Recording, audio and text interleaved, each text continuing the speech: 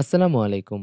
সুপ্রিয় শিক্ষার্থীবৃন্দ, জাহিদস লার্নিং হাবের পক্ষ থেকে তোমাদের সবাইকে স্বাগতম।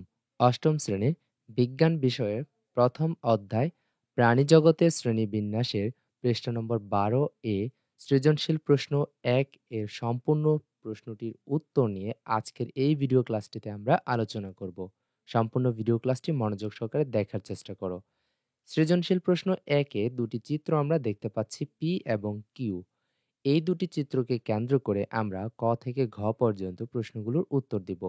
প্রতিটি প্রশ্নের সাথে সাথে আমরা উত্তরগুলো সাজিয়ে দিয়েছি, তাই সম্পূর্ণ ভিডিও ক্লাসটি মনোযোগ সহকারে দেখার মাধ্যমে তুমি উত্তরগুলো খুব সহজে বুঝে নিতে পারবে। প্রশ্ন ক, শ্রেণীবিন্যাস কি? উত্তর, বিশাল জীবজগৎকে চেনা বা জানার জন্য এদের বৈশিষ্ট্য অনুযায়ী বিভিন্ন স্তর বা ধাপে সাজানো বা বিন্যস্ত করার এ পদ্ধতি শ্রেণীবিন্যাস। প্রশ্ন খ, বৈজ্ঞানিক নাম বলতে কি বোঝো? উত্তর, বৈজ্ঞানিক নাম বলতে আন্তর্জাতিকভাবে কিছু সুনির্দিষ্ট নিয়ম নীতি মেনে জীবের নাম নির্ধারণ করাকে বোঝায়। এ নামের দুটি অংশ বা পদ থাকে। প্রথম অংশটি গণ এবং দ্বিতীয় অংশটি প্রজাতি। বৈজ্ঞানিক নাম অবশ্যই ল্যাটিন অথবা ইংরেজি ভাষায় লিখতে হয়। যেমন মানুষের বৈজ্ঞানিক নাম হোমোসেপিয়ান্স। এটি তোমরা মার্ক করে নেবে এবং এটি শিখে নিবে। এ পর্যায়ে আমরা গ নং প্রশ্নের উত্তরটি দেখব। প্রশ্ন গ, পি প্রাণীটি কোন শ্রেণীর ব্যাখ্যা করো? উত্তর, উদ্দীপকের প্রাণীটি ঘাসফড়িং। এটি আর্থ্রোপোডা পর্বের ইনসেক্টা শ্রেণীর প্রাণী। প্রাণীটি পর্যবেক্ষণ করলে আর্থ্রোপোডা পর্বের ইনসেক্টা শ্রেণীর প্রাণীদের নিম্নোক্ত বৈশিষ্ট্যাবলী দেখা যায়। ১. দেহ বিভিন্ন অঞ্চলে বিভক্ত ও সন্ধিযুক্ত উপাঙ্গ বিদ্যমান। ২. এর মাথায় একজোড়া পুঞ্জাক্ষী ও অ্যান্টেনা থাকে। ৩. দেহ সুস্পষ্ট মস্তক, বক্ষ উদরে বিভক্ত। ৪. নরম দেহ কাইটিন সমৃদ্ধ শক্ত আবরণী দ্বারা আবৃত। দেহের রক্তপূর্ণ গহ্বর হিমশিল নামে পরিচিত। উল্লেখিত বৈশিষ্ট্যাবলীর কারণে ঘাসফড়িং আর্থ্রোপোডা পর্বের ইনসেক্টা শ্রেণীর প্রাণী। এ পর্যায়ে আমরা ঘ নং প্রশ্নটি দেখে নিব। প্রাণী দুটি ভিন্ন শ্রেণীতে থাকার কারণে বিশ্লেষণ করো।